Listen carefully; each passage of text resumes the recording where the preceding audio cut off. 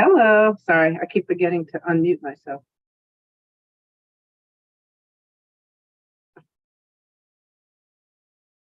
Let's see. Hello. Very good.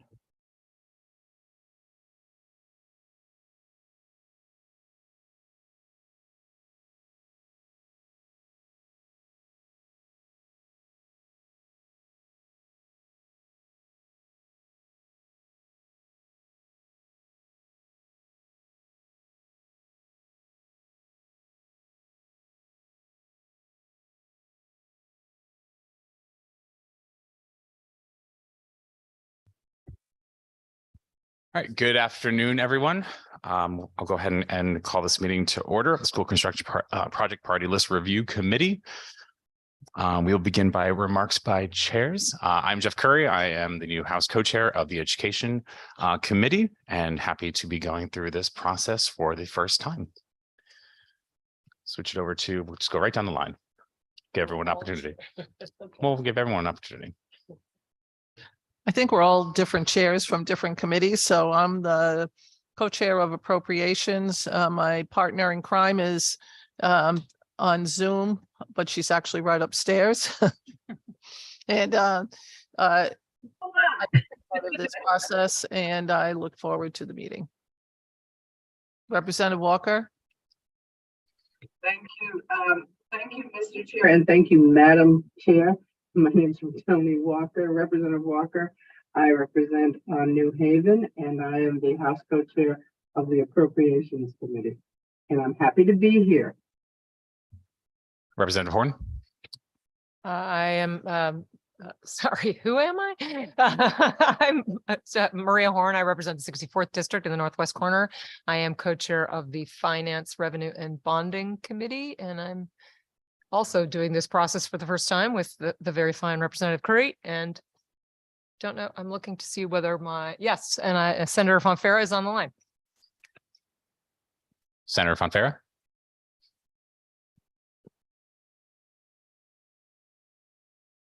We will jump over to Senator McCrory.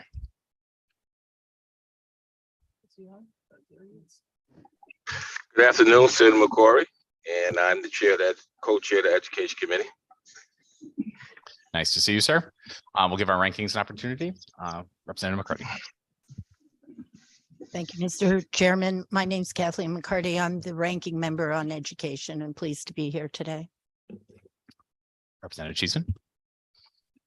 Thank you very much. I'm Representative Holly Cheeseman. I'm the ranking member on the Finance, Revenue, and Bonding Committee, and it's a pleasure to be here today and to be able to find out more about this process. Thank you very much. And Representative Nuccio.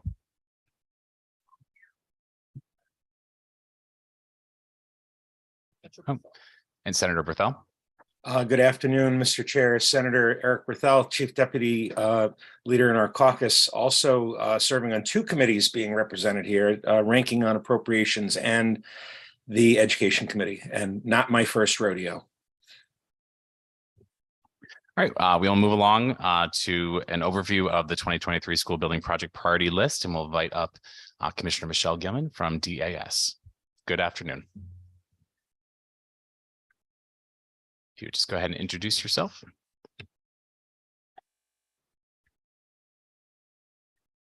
Good afternoon, everyone. I'm Michelle Gilman. I'm the Commissioner of the Department of Administrative Services, and it's my honor to be in front of all of you today as distinguished members of the Priority List Committee.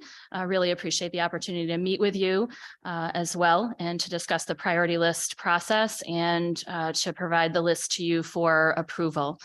As background, I am also joined by Noel Petra, the Deputy Commissioner for Real Estate and Construction Services, and Doug Rogers, who I'd love to introduce as our Director of the Office of School Construction Grants and Review, commonly known as OSCR. So I'll be deferring to them by and large with technical questions in the priority list. For your consideration, we have provided in advance a listing of 20 eligible school building projects submitted by our agency to the Office of the Governor and to the School Construction Priority List Review Committee. The 20 projects consist of 13 elementary schools, 3 middle schools, 2 magnet schools, 1 special education project, and 1 central administration project. The various projects are categorized in different capacities, whether it's alteration, extension alteration projects, or purchases. And we've provided additional detail in our written testimony. You do have the testimony in front of you, and my intent is not to read the full detail, but happy to answer any questions as we go forward. Overall, the proposed priority list has an estimated total project cost of just over $1 billion. If the legislature and governor approve, that would set the state's maximum grant amount for these projects at approximately $623 million.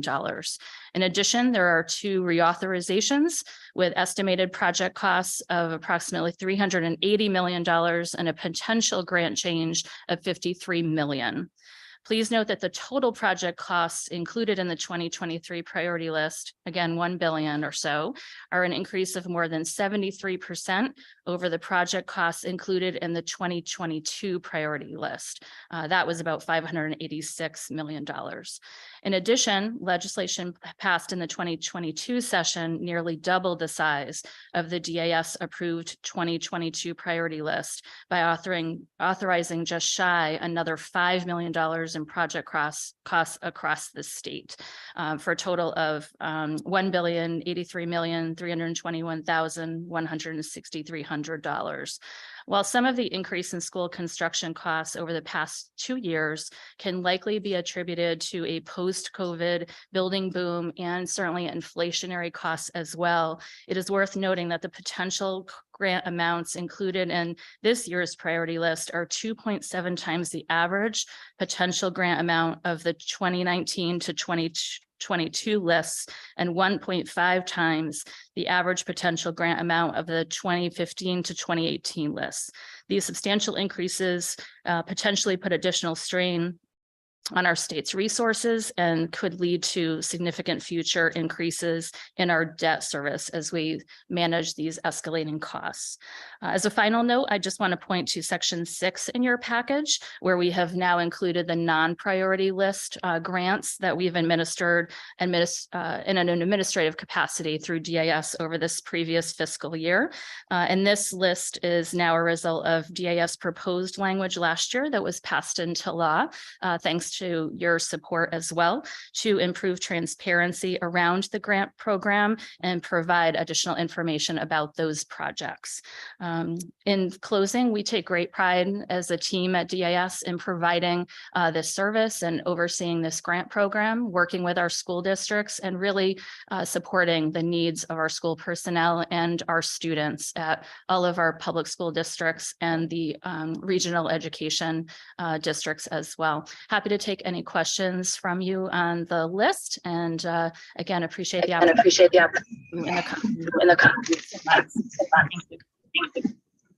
Thank you, Commissioner. And step up. I'm sure you'll probably get questions if you want to just take a seat now, so you're not just going back and forth.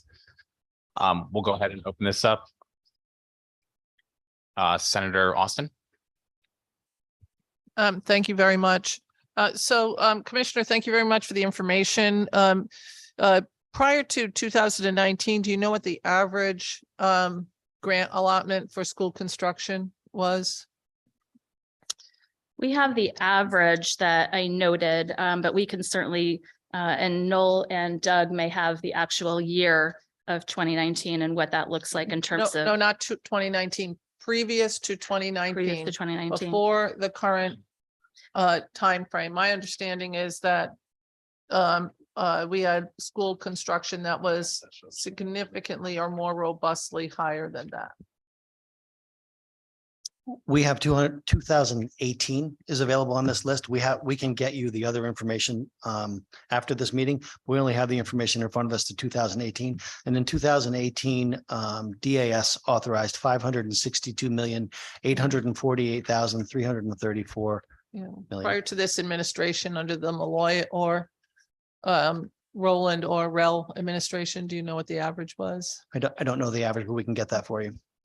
If you could get that for us, I think that that's important, because I do know that there has been a significant decrease in the amount of school construction.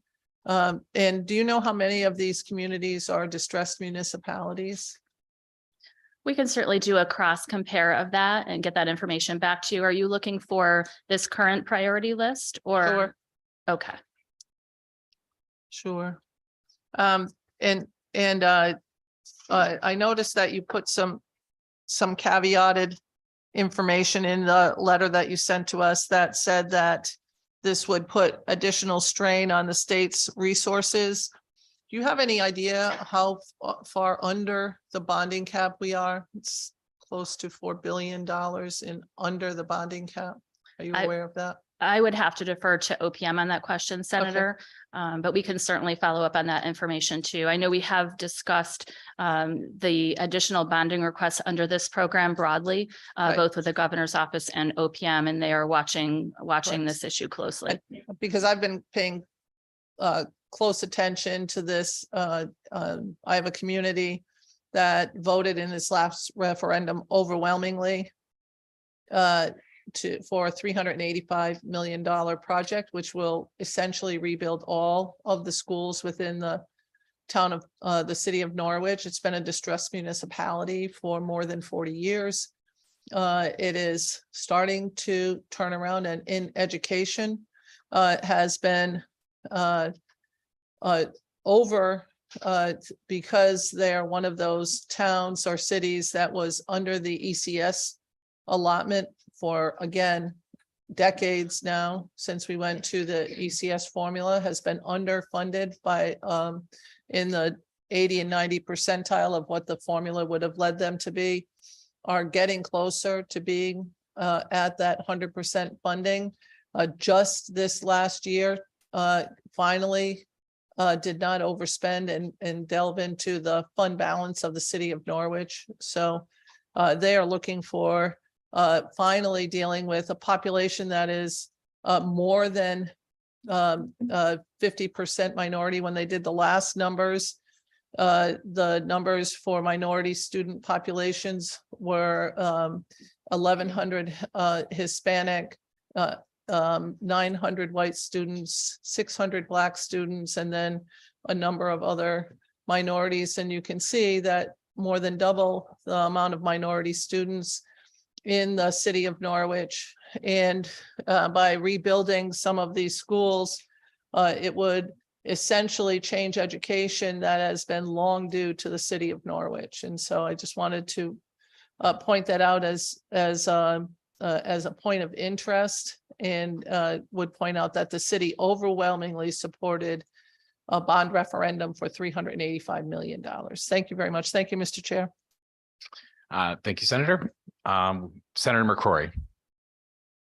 Yeah. Good afternoon, guys. And I'm sorry I wasn't able to make it in today, but I wouldn't miss this meeting because that's my responsibility. So with that being said, I have two quick questions for the commissioner. Commissioner, how you doing? Good to see you. Good to see you as well. My first question in regards to is the Farmington High School project. Is this being I remember last year there was a typo, something about we authorized a certain percentage reimbursement for the community, and it was a big yahoo about what happened in Farmington. Allegedly, it was we gave one reimbursement rate. It was modified. Is this to fix that situation from last year, or this is something new? We do, and thank you so much for that question, Senator. We do have on this list an adjustment for Farmington in terms of their reimbursement rate. So that is indeed included as part of this list. Okay, thank you. And my second question is, I was reading your letter, and in the paragraph 2, it says, as you knew, DAS proposed several statutory changes to improve the school budget, school project building grant program, and increase transparency. My question to you is, I know we worked last year on the HVAC program that we worked to and passed legislation on the HVAC program last year. And one of the issues I had with that program, but even a larger issue with the school construction program, is the lack of opportunities and transparency around economic diversity and inclusion in these school building projects, where I found that I think it was like 95% of the projects all went to companies that were owned by white males. Is there anything you have proposals to try to include diversity, expand diversity and opportunity to a diverse population that this administration spoke so highly about in 2020 when we had the summer of unrest, when everybody was concerned about equity and diversity? I'm just asking now, is there anything in your legislation proposal that expands the opportunity of equity and diversity in school construction? If not, are you willing to work with us and to make that happen? Thank you so much for the question, Senator. So I know you and I have had continued conversations around these issues, and we are equally as committed to moving the needle on in expanding opportunities for our small and minority businesses. By and large, when it comes to school construction outside of the technical schools, which the state and DAS build with our larger team, municipalities are largely responsible for obtaining their contractors and other vendors. And so we continue to monitor and watch certainly what those contracts look like through our grant program and through our audit reviews. But we really we don't have oversight over the vendors that the municipalities choose through their processes. What I can assure you is that DAS is also participating in a disparity study with CHRO and many of our other state agencies to look at disparities in contracting processes. And we're looking at that, and we're working very closely with CHRO to address that study and to effectuate change where needed. And then we're also participating certainly in other studies that are looking at other facets of government, an equity study as well, looking at some of our other programs and where we can bring additional equity measures in place for all of our communities and to really create a much more level playing field. But happy to continue our conversations on this important topic. But by and large, it is really a local decision around those vendors. Yeah, thank you for your response. And you're absolutely right. We do realize this is a local issue, more of a local issue. But somehow I think that we as a state, as the big boy with a guy with a big punch and all the resources, we have to incentivize these communities that don't give opportunities for people who traditionally don't get opportunities. So I'm glad you're looking at working with CHRO. I don't need a disparity study to tell me what reality looks like. You know, when I look at that numbers, when I was, like I said, 95, 98%, I don't need it. I'm glad we have the disparity study, but we need a operational plan somehow to incentivize these communities to provide opportunities for people. And if not, then we need to restart looking at us where we're putting our dollars at, because we're going to be fair about equity and inclusion. Then we guys put our money where our mouths are. Thank you very much. Thank you so much, Senator. And just to clarify on, or to add additional information to your first question with respect to Farmington, it was authorized originally at 18.93%. Through this particular list, the reimbursement would go to 30%. So just to follow and provide some additional information on my first question regarding Farmington. Thank you. Thank you, Senator. Thank you, Senator. We'll stay on Zoom and go to Representative Walker. Thank you, Mr. Chair, and thank you, Commissioner. Thank you for joining us.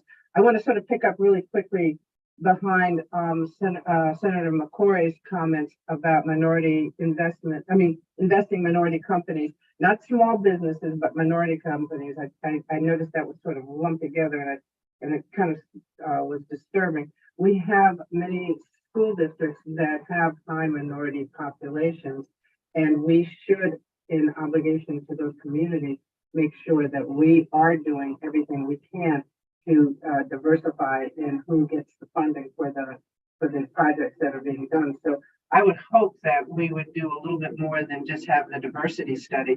I would hope that we would look at, if necessary, legislation, because as Senator McCory pointed out, we are the ones that are giving the most of the dollars to these towns for these projects. So we have some authority in this that I think we owe to all the people of Connecticut, and it would be very, very important for all of us to do that going forward.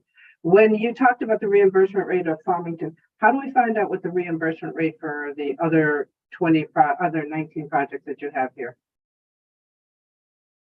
I'm sorry, Representative, can you repeat the end of that question? I apologize. Okay, how do we find the reimbursement rates for the other projects that are before us today?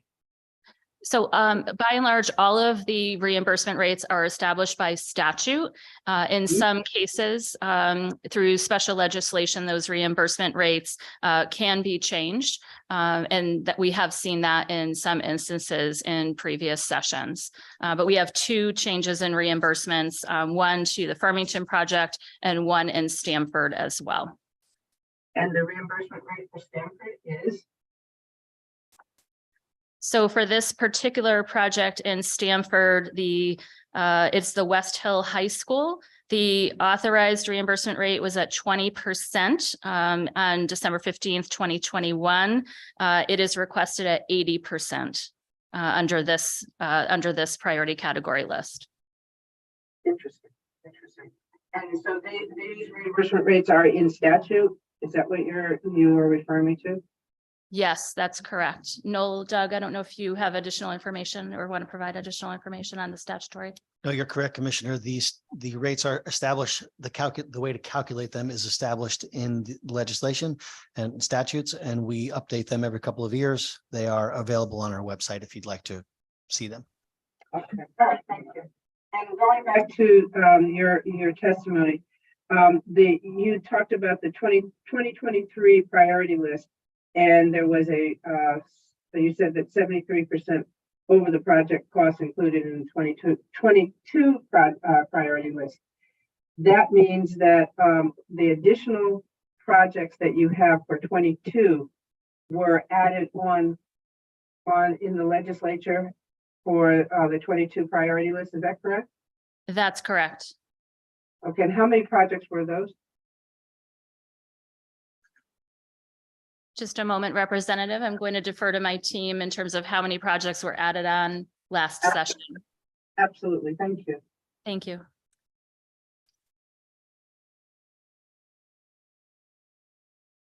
I'm going to have to get back to you on that. We have a total of 22 projects, but we'll have to check to see how many projects were legislatively added. With that in mind, I would like to also support Senator Austin's request to look at Norwich. Norwich is a city that has not had any school construction changes for several years, and I believe that it's important that we share with all of our towns, especially the larger towns and the ones that are more distressed, with more opportunities for developing schools that are appropriate for our children to learn. So I would like to support that also. So thank you very much. Thank you, Mr. Chair. Thank you. And Representative Nuccio. Thank you, Mr. Chair. And thank you, Commissioner. This is my first time on the school priority list meetings. So I think I have some questions that may be kind of, general to everybody else, but I would just like to kind of clarify. I'm looking at the documentation that was sent, and in looking through this, it looks like the ask, if I'm not incorrect, is $622,619,266. Is that correct? Is that the total ask for these 20 projects? That is the state grant amount. So the total project cost for all of the listed projects is just upwards of 1 billion. But yes, the state commitment would be the 622. Okay, and you had made a mention that this is going to put us under some distress going forward. I was wondering if you could elaborate on that, or maybe I misheard that. Certainly, I think, again, between OPM and the governor's office, continued watchfulness over our bonding overall and what that level looks like, particularly with respect to the bond cap.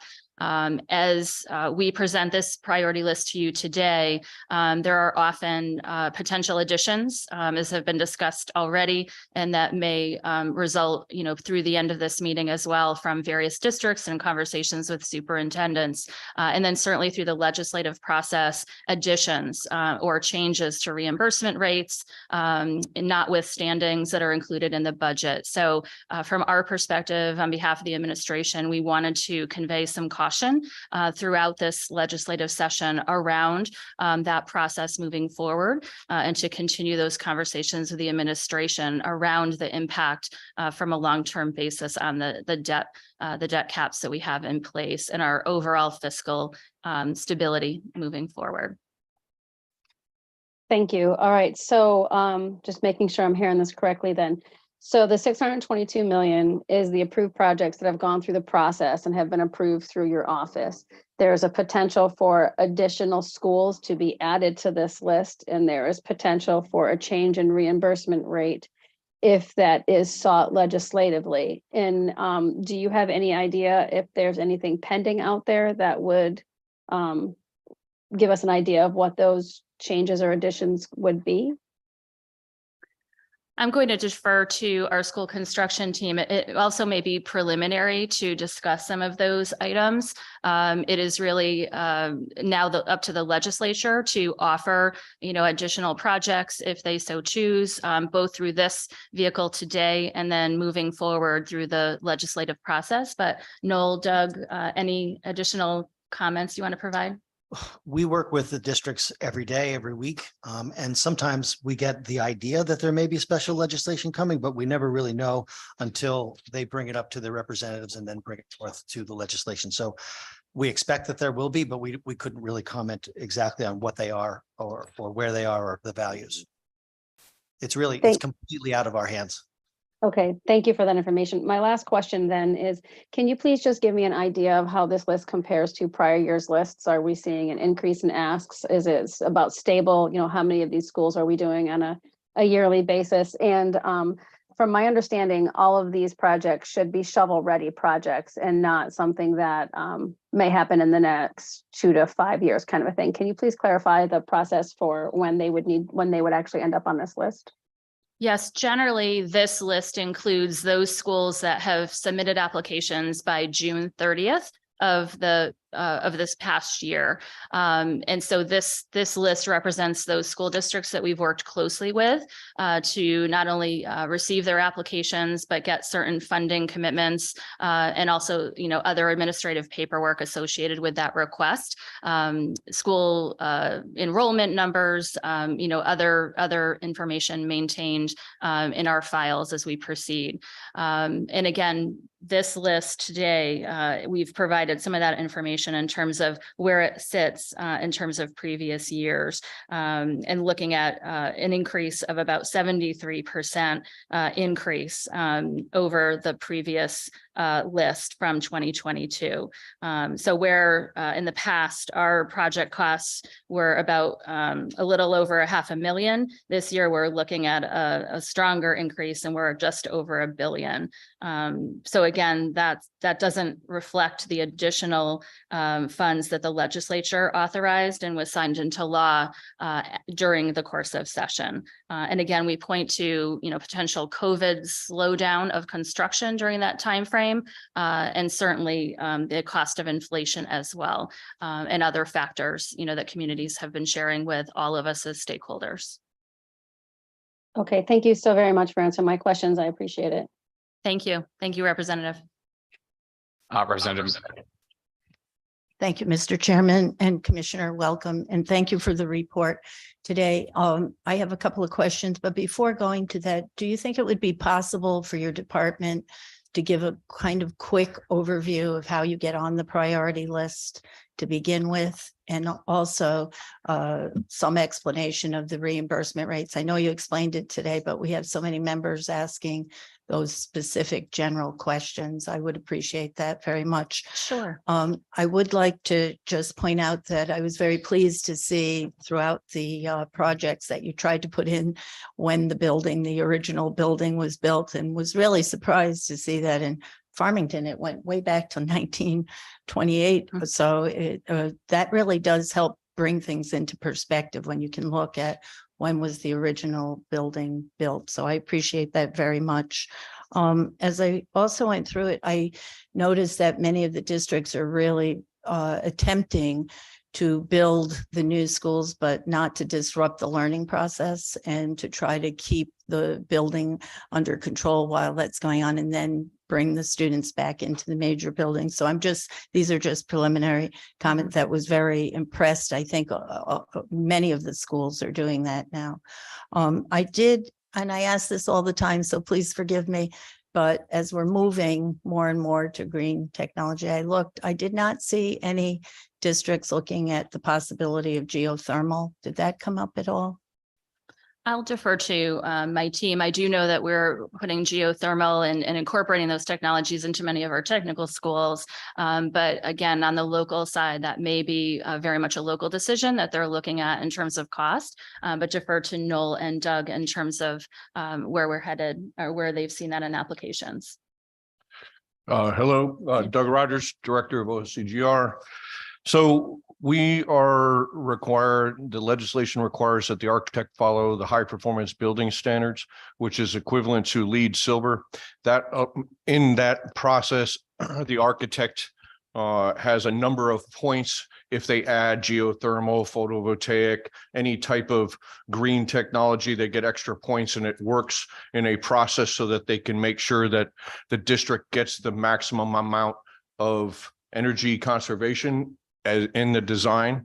I do know that for our technical schools, we've gone a little bit further with net zero, but not quite there yet with the school construction. There are some schools that are looking at geothermal, but geothermal is very expensive because it takes a lot of work. But that's really up to the district to decide. But high performance building standard is a requirement. Just a quick follow-up. I do believe that there's some upfront costs when you put in the geothermal, but long-term that there could be cost savings in the district. So that's just a comment, actually. So To be clear, it's up to the districts Right. to design it that way, and we will certainly reimburse them at the same rate for that, and we encourage that. As the commissioner noted, we have bumped up the technical schools to net zero. Bullard Havens is the next technical school that we're designing right now. And at the last minute, we scrambled to add geothermal wells to that project. I believe the additional cost on a $300+ million project was $6.5 or $7 million. And we expect the payback to be between 7 and 12 years. So it's worth it. Thank you for that comment. And then just for clarification, in the costs, when you look at the overall costs, are the demolition costs included in here in any way? No, yes. Yes, ma'am. They're part of that overall project scope as the communities are filing their applications with us. Okay, thank you. And then another question I noticed on the special ed programs, which we need a great deal. Can you just explain, is it common practice to purchase a facility? I'm talking now with the ACEs and the RESCs. Is that something that is ordinary? Just it seemed to catch my attention. Sure. And I know we did have that in the list for this year, which was, I think certainly is helpful for the community. But Noel or Doug, have you seen that trend emerging over time? It's not a trend necessarily. It's a project by project decision by the district, whether or not they'd like to put the new school either on the same piece of property or another piece of town-owned property, or whether they'd like to purchase a whole separate. So it's really dependent upon the circumstance in that district. You were addressing the RESC though, correct? Yes. Okay, so typically, because the RESCs aren't a municipality, they don't have any ability to raise taxes, they don't own any of their own property. They typically have to find a location in a town that accepts them to build a school, and they go through site acquisition process, which is reimbursed by the state. But they don't own properties, they're RESCs. So they have to go out and typically for almost all projects, find a location, whether it's an existing building or a new site, and build their schools. Okay, thank you. And then just finally, we've all been talking about the air quality. Could you just give us a status report? I know we should be expecting something shortly, but where we are with how many schools receive the grant applications for the HVAC and the air quality? Certainly. So we are still reviewing through Doug and his team the comprehensive applications that did come in for the competitive program. We expect to have decisions on awards, most likely the end of February, but I do want to give us a little bit of room for the early part of March. But the team is working overdrive to get those applications reviewed and processed. And we had a very collaborative approach with our school districts leading up to the application deadline. And then certainly if there was any information that was missing or that the school districts had signaled that was missing, in particular, if they had not had a referendum as of yet, we had allowed them to apply with the intent that they would be able to provide that matching funding, upon grant award if they were awarded that funding. So it's been a very dynamic effort with our school districts, and we're really excited to offer those awards over the next few weeks to a month or so. And I appreciate that. It's very important. Thank you Thank you. very much. As a quick follow-up to that, the way in which DAS currently interprets the law is that they can't use federal funds for that local share. But when they're receiving the ARPA funds for pandemic concerns, is that something the department would support a language change or a different interpretation to permit the locals to use that funding? We would have to work closely with OPM and the governor's office on reviewing the federal requirements associated with those funds. We had indeed looked at that when the conversations came up through CCM cost and our education partners around the use of that funding. So currently municipalities can indeed use their federal funds towards the HVAC grant program. It just takes it off of that final reimbursement from the state. So it's not a prohibition, but it does adjust that final number. But certainly happy to continue those conversations with our partners and certainly with the legislature moving forward. Thank you. Thank you. Representative Cheeseman. Thank you very much, Mr. Chairman. Oh, all right. So two questions. One, the Stanford reimbursement went up significantly from 20% to 80%. Was that due to a change in the nature of the project? Did they go from renovation to total rebuild? Because that seems quite a significant increase. That was really a legislative change. I don't know if Noel, you can comment on how that came to be last year. That was special legislation. Okay, I had a vague recollection to that's what it was. All right, my second question concerns the reports of the audit from Markham, which thank you very much for sending. Certainly. We're in the process of authorizing the spending of, hundreds of millions of dollars. And I noticed there are 11 findings and recommendations. How are you going to be implementing these findings and recommendations? Because some of them I personally found somewhat worrying. Reimbursement rates did not match support in the project file. Projects were required to be started within 2 years of grant commitment. Work needs, anyway, short question. How are you going to implement these findings? Because obviously it's the concern of everyone sitting here and all our taxpayers that we are being good stewards of those dollars, particularly when it comes to spending on things as important as the schools in which we educate our children. Thank you so much for the question, Representative, and welcome the opportunity to talk about this issue today. I know it's certainly a subject of many questions. The good news, which we're pleased to report, is that we have implemented all of the recommendations in the audit report. And not only have we implemented them, but we implemented many of them when DAS took back the school construction program in 2021. And then since that time, we have been implementing a series of the recommendations contained in the audit report. So through the review that Markham conducted, they identified very similar recommendations that we also referenced and noted should occur. And so while Markham was doing their review from that time frame, when we took back the program, we also noted some changes that should take place. And so we have made many of those changes when we got the program back to DAS. And then as we worked with Markham, we continued to work to implement all of those other recommended changes. So very pleased to report that we have done that. And then we've also gone, above and beyond in many respects by having all of our employees across the agency go through refreshers on ethics training. We have brought in the auditors of public accounts at every step of the way and continue continue to have ongoing conversations with them about the Markham audit, not only for this program, but for the hazmat program as well. And then, as I noted earlier on the non-priority list, we had that as part of our legislative package in 2022, along with other measures that would bring additional accountability and restore transparency to this program. So that's why we brought the non-priority list before you today. So really encouraged by the work of our team. It's been a significant effort by them, both under the school construction program and our business office, to move forward in completing this audit and to meeting the recommendations quickly. And again, at the onset of when the program was brought back to DAS, but continue to look for your feedback as well and any questions you may have. Okay, thank you. Now, did Markham make interim recommendations because you state that you've implemented all the changes? The date of the report I received is January 19th, 2023, and I'm confused as to how you could implement recommendations before the report had been submitted to you. Certainly.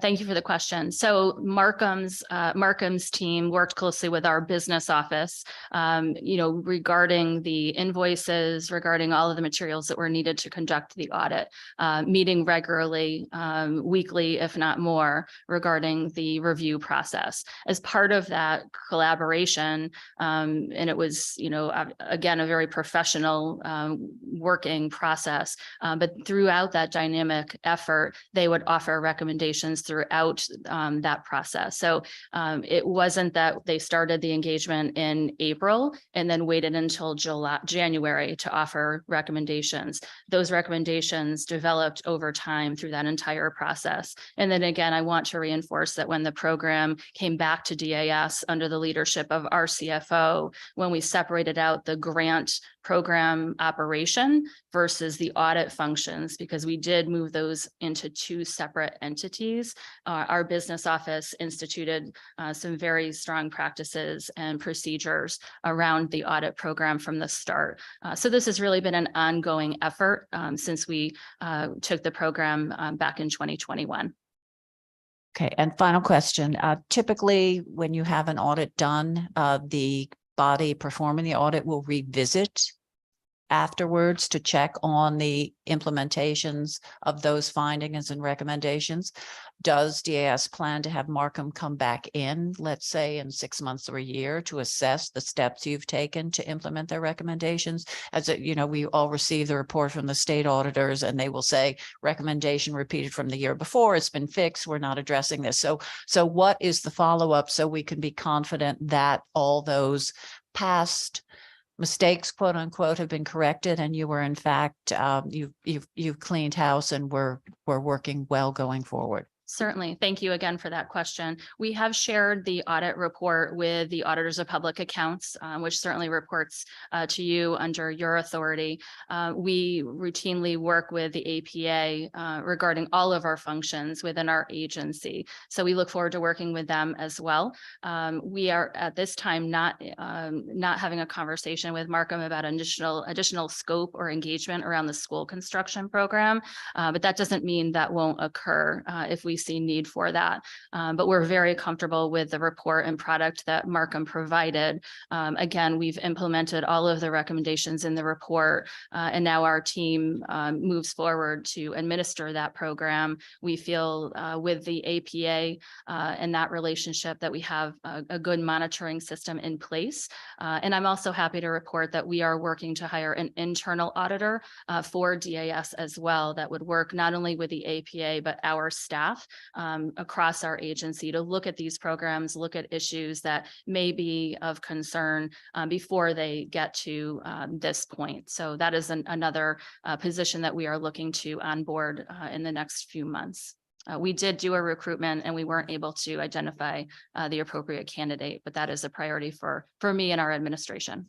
Thank you. And I appreciate your commitment to this. You understand only too well, as we all do up here, the importance of transparency and being accountable to those who are in fact paying the bills, the taxpayers of Connecticut. So I thank you. I welcome to further conversations about this, and I look forward to seeing all these practices implemented and carried forward. Thank you very much, Mr. Chairman. Thank you, Representative. Thank you. And we'll go back to Zoom. Senator Fonfara. Thank you, Mr. Chairman. Good afternoon, Commissioner. Good afternoon. Going back to the comments and questions by Senator McCrory and forgetting who else asked the question, but your response to that was that the decisions of contracting is left to the municipalities.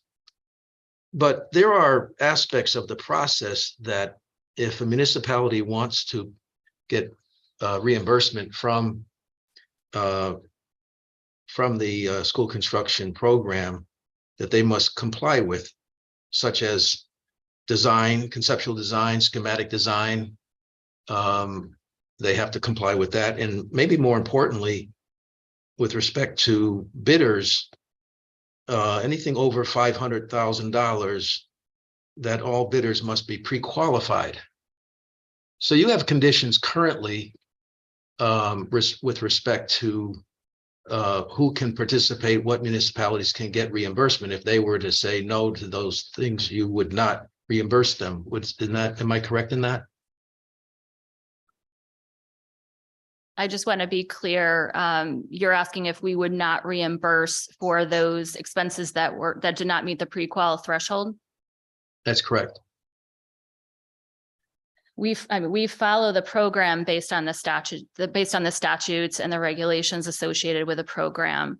So if there is a requirement for a pre-qual vendor and that was not met, then we would not reimburse. Similarly, with respect to approval of design, correct? Correct. So your office, obviously under the right circumstances and conditions, would be able to include as part of that pre-qual that something like joint venturing could be a component, or other approaches that would increase the likelihood of minority contractors, whether they be GCs or subs, to participate in a school construction program, grant program reimbursement application. And I'm going to defer to my team on this, who handles the procurement functions, but my initial reaction is that we would need additional legislative direction in terms of that process. But Deputy Commissioner Noel Petra. Yeah, Senator, just to reassure you, any of the schools that receive funds from our program still have to comply with CHRO. So hopefully that answers the bigger question. Well, actually, it doesn't. And Commissioner, I understand that you would need legislation, but you could either wait for legislation or you could propose legislation. You could work with the legislature to submit legislation from your office. I guess the question is one of desire, one of intent to address the outcomes. And as Senator McCrory said earlier, the outcomes aren't that great right now.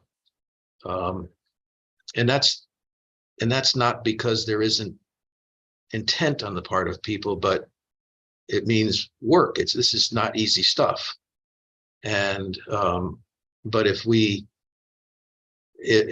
there's a desire to achieve outcomes, that that obviously standards have to be maintained. You don't want to have, I don't care what the background is of the person, minority contractor or majority contractor, whatever, the municipalities should expect that quality work is going to be done. But assuming that standard is maintained, there's a long way to go between what we intend and what the outcome ultimately is. And that's where I think we can be more intentional about our efforts here today and going forward in this session to achieve outcomes that advance communities that currently are not benefiting. The state of Connecticut is a multi-billion-dollar corporation, and it has enormous influence on outcomes, or could have enormous influence on outcomes. So I hope that we can continue the conversation through this session to increase the likelihood of that those outcomes are more positive.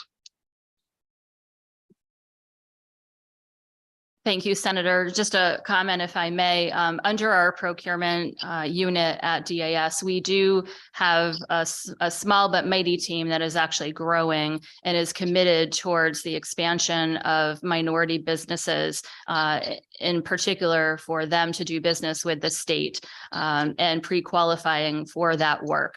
And so we continue to share your commitment and recognize that we can always do better around contracting, not only for our small businesses, but again, for our minority businesses as well. So we look forward to continued conversations around how to do better as a state, and then certainly among our local governments and other entities that are doing this work and engaging with our vendor community. So happy to continue those conversations and look to see where we can effectuate change moving forward. Thank you, Commissioner. Appreciate it. Thank you, Senator. Thank you, Senator. Representative McCarty. Thank you, Mr. Chairman, for the second time. Commissioner, could you just tell me, since we have you here today, as I'm looking again through the different projects, some of the schools are very old, and I'm favorable to the projects, but I noticed, does DAS ever counsel the municipality when the school reaches a certain age and they come back for alteration, renovation, that's a sizable amount, as to whether that is, maybe it's not your position, but I'm just saying, you're going to have the enhanced communication going on with the municipalities. So I'm just curious as to, is there at some point you say it's not worth coming in here to do this type of alteration, renovation because of the age of your building? It does not seem that it would be beneficial long-term. Yes, so overall throughout this process, as schools come to us, we undertake a plan review and strategic plan process with those districts. In fact, Senator Austin referred to Norwich at the outset of the meeting, and we're meeting with Norwich tomorrow. We're helping them with some strategic planning for the full district. And so we participate in that routinely, and it's our pleasure to do so. We think it makes sense. It creates an efficient program, efficient application processes for the future, and smart planning, quite honestly, as well. So we're pleased to partner. Again, the school construction efforts are, again, by and large, directed by the local municipalities, but we do advise, we help to direct as well where we're helpful and within the constructs of our statutory authority. So it is a narrow balance, but something that we do partner with the school districts on, and we're pleased to do that. Anything else that you'd like to add, Noel or Doug? Generally speaking, the districts will do a master plan, and part of that master plan is master budgeting. And they would do an analysis prior to coming to us, even years prior to coming to us, to review that cost to benefit analysis, because it would cost them more money as well. So generally speaking, the districts have already done that analysis. Thank you for those comments. I was just looking at some of the school buildings, and they're over 50 years, 60, 70, even they're getting up there in their age. But thank you for that clarification. If I may just go back to the report for one moment, the Markham Certainly. report, I did appreciate all the findings and recommendations. And really, for my clarification, could you just explain in the auditing process what the bundling of projects, what does that mean exactly? Certainly. And again, I may defer to our school construction team, which now does not do the audit work. We've again separated that out, but it's my understanding in previous years, there were multiple types of projects from a district that were, bundled together, for lack of a better term, in one project to both administer and then audit. And under the recommendations of both our office and then the audit team at Markham, the recommendation was really to keep those projects separate, both for our efficiency and also also, to really follow, the statutory guidance in a more robust way, and also our regulations. In some cases, we were overperforming audit functions internally on several projects. There are several different levels of internal audits that we perform on these school projects, and by bundling or combining these projects, we were going on site to districts when that may not have been required under the current process. So again, largely an administrative recommendation, but one that made sense to us and that we've implemented since last year. Thank you for that. And will DAS be giving also, going along with the audit report, a sense of the time period that the records from the audit should be maintained? Oh, absolutely. In terms of the record retention, Yes. yes, we will be following all of the requirements under the library and their record retention policy under the state library. And then also with respect to the electronic records, we have taken action to make all of our records electronic by scanning and through other documentation. Part of the obstacle, to be transparent, in terms of the length of time for this audit or the review to be processed, was dealing with a number of paper records, electronic records, and other records that were in archives. So having an electronic record not only makes it more efficient for our audit team moving forward internally, but really to keep one record that the APA can review, and that makes it easier for future teams to look at as appropriate. So moving in that direction, and we already have. Right. And again, thank you very much for the report. It looks like a lot of good recommendations are coming about and with DAS. So thank you. Thank you, Representative. Thank you. Senator McCrory, I know your hand was up, but I think it's come down. Did you have anything that you'd like to add? I will take that as a no. Okay. Any other questions from members present? Nope. All right, Commissioner, really appreciate your time and your team. Having a personal connection to a former commissioner, I know what an undertaking this all is. And so we appreciate the time and effort you all have put in. Just one quick note, when we're having discussions around public schools, you said public schools and RESCs. We need to make sure that we're ensuring that people understand that RESCs are also public schools within the state of Connecticut. And also when we say small and mighty, let's just call it what it is and say that we're understaffed. So let's have that conversation as well. Really appreciate your time. Points well taken. Thank you so much, Representative. Look forward to working with all of you in the coming weeks and months. Really appreciate your time. Thank you. Thank you. All right, before moving on for the vote, I will take a motion to vote to approve the 2023 school building project priority list. I have a motion by Senator, second by Representative McCarty. Senator Austin. Thank you very much, Mr. Chair. I would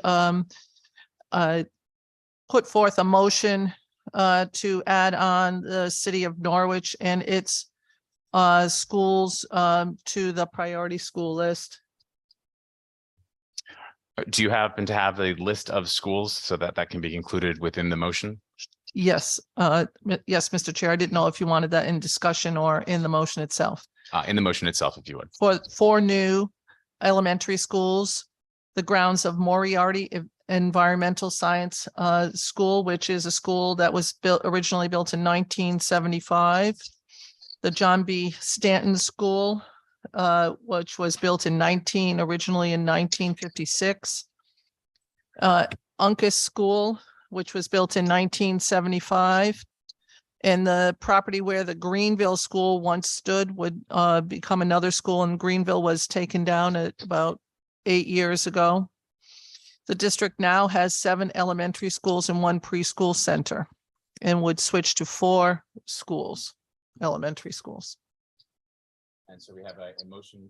We have a motion to amend. May I have a second? Second. I have a second from Representative Walker. Any discussion on this? Representative McCarty. Thank you very much. And may I direct my question to Senator for more clarification to Senator Austin? She knows more than I do on this. Absolutely. Right. So Senator Austin, as you know, and we've had discussion that we need to do something with our schools, and these schools are older schools and they need to have beyond. But So we were just trying to clarify, could you just go through for the benefit that they have gone through the referendum and the different processes to be eligible to be put onto the priority list today? Thank you very much for that question. Norwich started about 5 years ago looking at its school system. They went through a number of iterations of where the project should go and how many schools they should do and what they thought. They did an analysis of what it would cost the city to just do repairs to the boilers and roofs and other things that are going on within the school system, the school itself, and came up with the school building committee put forth to the residents in the city of Norwich a concept for 4 new elementary schools, of which I already named those 4, and overwhelmingly, almost on a 2-to-1 basis, the city approved that. This is in a distressed municipality, which does not often approve large bonding projects. It was a bond, a referendum that was put on the last November election. And that was done because they didn't want to pay to have a referendum early in the summer.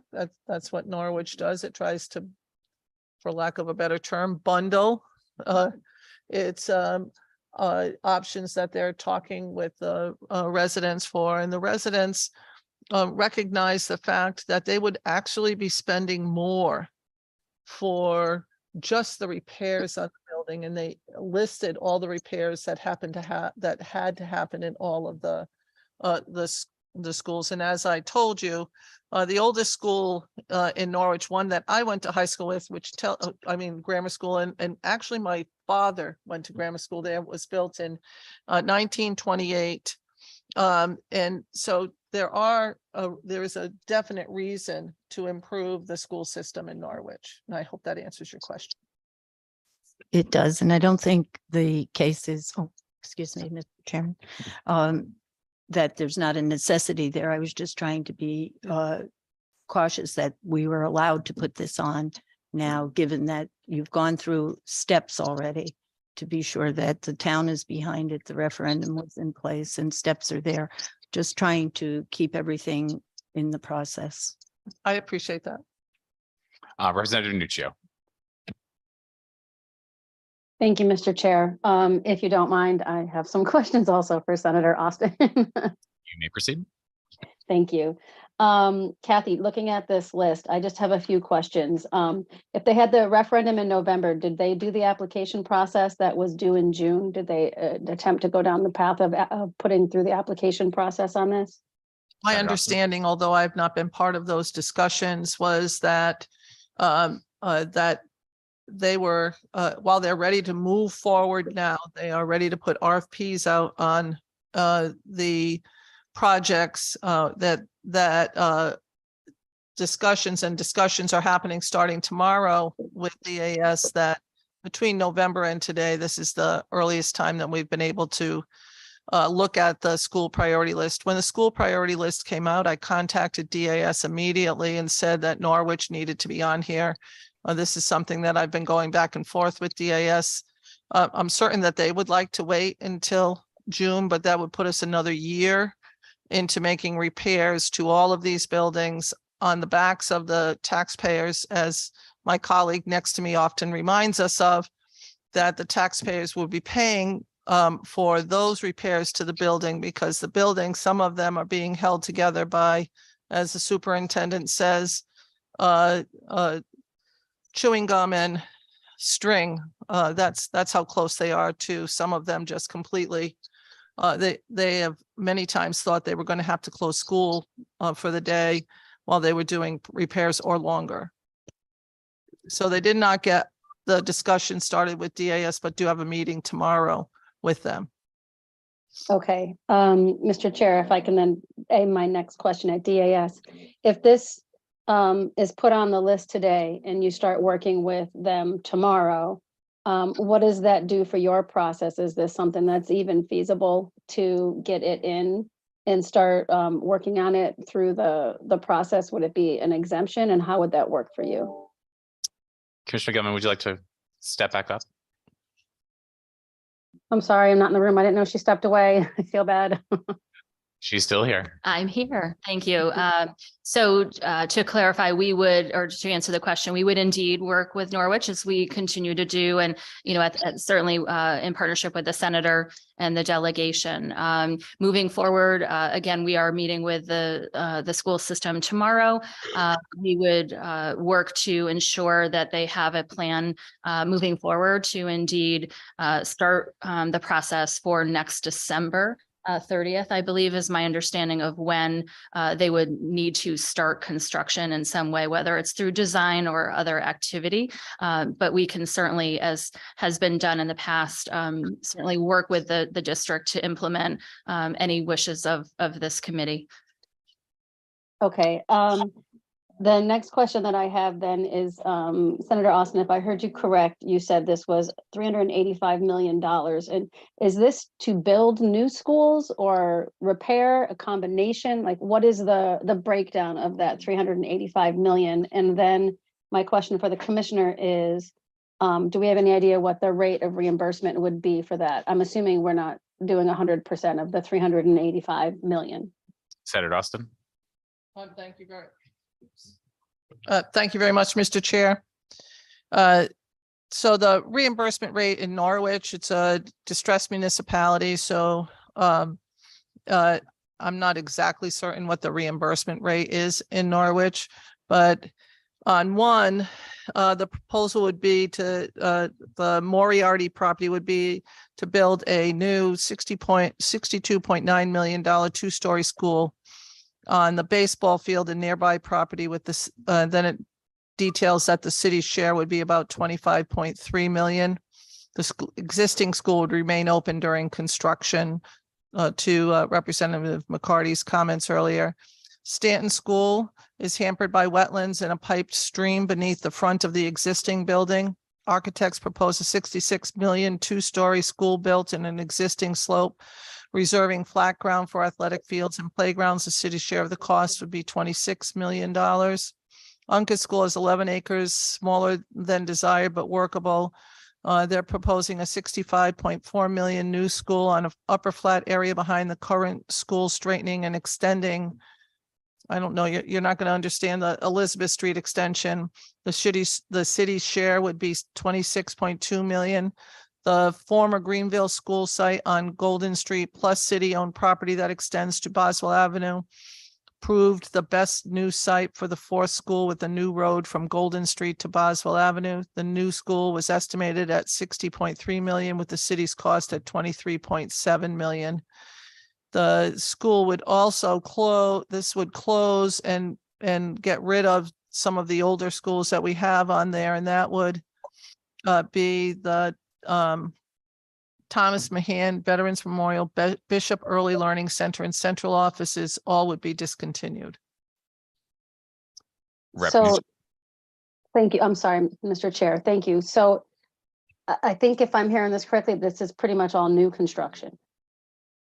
Yes, for those schools, yes. Okay. So I guess it looks like the numbers that you gave, maybe they're around like 61% reimbursement or 60%-ish reimbursement. So if I'm just doing the simple math on that, the 385 million times the 60, we're looking at adding another 231 million approximately to the priority list. Does that sound about right to you? Senator Austin. I have not figured out the reimbursement rate. And so until I actually see the reimbursement rate, we're just doing a back of the envelope kind of explanation on it. So I don't have that in front of me, and that may be right, but I just don't have the exact number. I'd hate to say that for the record. Okay. Sorry, Mr. Chair. I'm more of a free flow kind of person. I have a hard time with this. Sorry. Last question that I have then is that I guess, is there any concern? I would be concerned. Is there any concern about trying to build all of these schools at once? Is this going to be a staggered approach, or is this going to be, is there urgency to approve all of it right now with the idea that you're going to build all of these schools in the next year? Because that's an awful lot of construction for schools. Senator Austin. the city of Norwich is prepared to move forward, and not all of them have to be done within a year. They have to start the construction, but they've already done about 80% of the design work is done. And so they've been working forward to this. They're ready to start putting out RFPs for build out on some of these projects. And this is exactly how the city of Norwich wanted to see this done, because some of the buildings are in such poor shape that they don't want to have the renovation costs or the emergency repairs that are going to happen in some of these schools in order to keep them open. Rep. Nuccio. Thank you very much, Mr. Chair. This is a lot of information to try to take in to add now, so I'm sorry for all my questions. I'm just trying to kind of wrap my head around it and making sure I have the information that I need. I'm gonna kind of think on this well. I don't know if anybody else has any questions. Thank you for your time. Never need to apologize for wanting more information, Representative. You might regret that. I know Senator Berthel had his hand up, but I think it might have gone down. Was there Oh, still? he's there. No, I'm back up. Oh, there you go.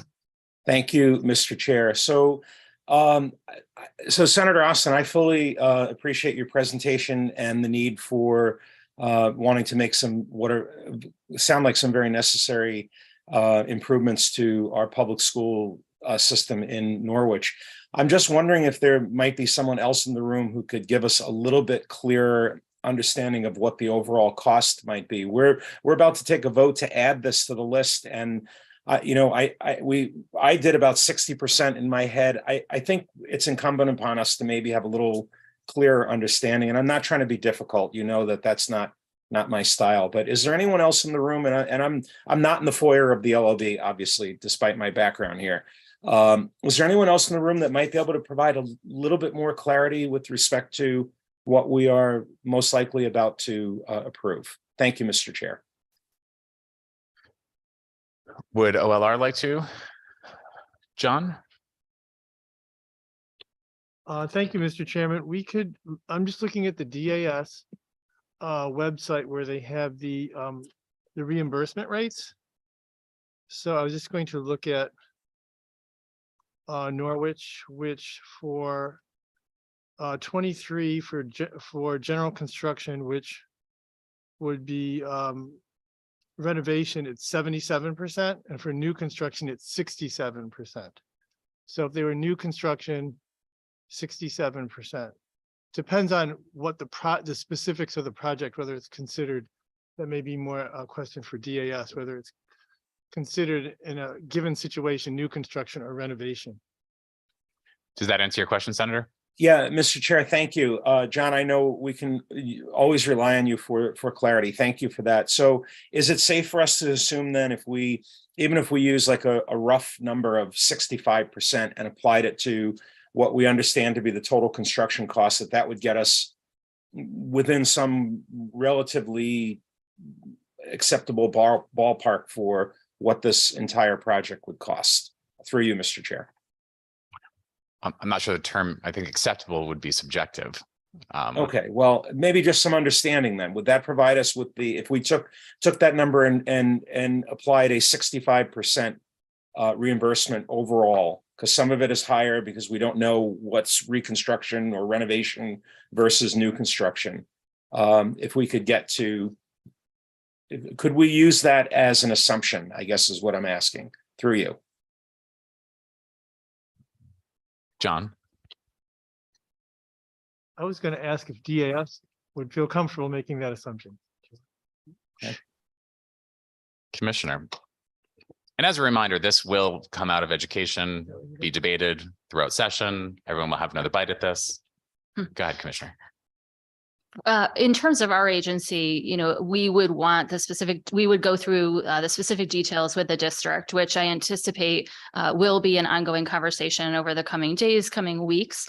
And so I think it would be preliminary for us to comment on the specifics and the reimbursement rates for specific projects until we have the application. But again, we anticipate based on, the motion before us today that, again, the district will be working to get those materials to us. So So again, perhaps not answering the question specifically, but we do want to indicate that we would continue to work with the district to get that specific information and certainly work together to provide that to the committee. Senator? Okay, Mr. Chair, thank you. Commissioner, thank you. That is, that provides me with an additional level of comfort. Even though I know what the process is, I think it's good for the people who are listening and paying attention to what we're doing here today to understand that that is also part of the process. So I thank you for that, Commissioner. Mr. Chairman, I don't have any other questions. Thank you very much for indulging me. Thank you. Representative Cheeseman. Thank you very much, Mr. Chairman. And I'm not sure if there's anyone in this room who can answer the question. Is this something that is one within the scope of this particular subgroup? And two, has this typically been done in the past? I have a great deal of respect for Senator Austin. I accept the need for these schools, but I want to make sure we're not violating accepted protocol and that we're following within the guidelines of what we should be doing here today. We are permitted to amend, while not typically the case. We do have that authority. And has this happened? Do we know offhand if this has happened once, twice, 10 times in the past? And I will defer to anyone with greater institutional knowledge. We'll go over to our LCO, Chris Cordima. Hi, thank you. Yes, the statute says that the committee may modify the listing, and we did that last year with some projects from Hartford. Thank you very much. Thank you. Any other questions? I will say, also coming from a distressed municipality, and I do know Senator Austin's community is under-resourced, underfunded, outdated and aged buildings. I will be supporting this. While unusual to include now, there's no doubt that this would be included at the end. But I appreciate her bringing this forward so they can continue to move on their process of getting this done. So we do have a motion and a second on the floor. All those in favor? Do we have to accept the amendment, please? You had a motion and there was a second? Correct. Correct. Correct. So the vote we're taking now is on the amendment. Yep. So all those in favor, signify by saying aye. Aye. Aye. Those opposed? Aye. Motion carries. So we have a motion to vote to approve the list as amended. Second. I think that was a motion by Representative Walker, a second by Representative Horn. Any further discussion on the list as I appreciate that. There we go. So we have a motion to vote to approve the list as amended. All those in favor signify by saying aye. Aye. Aye. Those opposed? Motion carries. Appreciate everyone's time. Any last comments by any of the chairs or rankings? I look forward to working with you guys, especially DAS. I think we have some good opportunity here to spread opportunities and make sure our communities across the state have an opportunity to provide access to building these schools. And I look forward to working with DAS to making this happen. Thank you very much, Commissioner, and I look forward to working with you in the near future. Thank you, Senator. Representative McCarty. No, I just wanted to say thank you to you, Mr. Chairman, for this meeting. Pleasure to work with you. Thank you. Thank you, Representative. I look forward to many more. May I have a motion to adjourn? Second. So move. Motion in a second. All those in favor? Aye. Aye. We are adjourned. Thank you, everyone.